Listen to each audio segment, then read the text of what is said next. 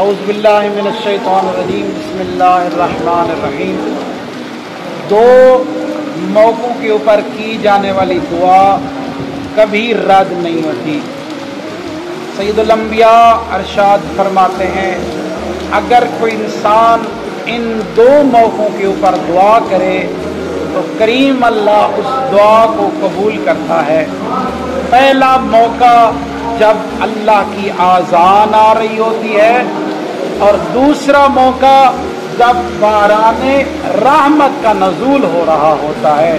تو اس رحمت کے اندر ہم دعا کرتے ہیں کریم اللہ جتنے بھی مومنین پریشان ہیں پریشانیاں دور فرما، جتنے تنگ دست ہیں تنگ دستیاں دور فرما، جتنے بے اولاد ہیں میرے سمیت سب کو اولاد نرینہ عطا فرما۔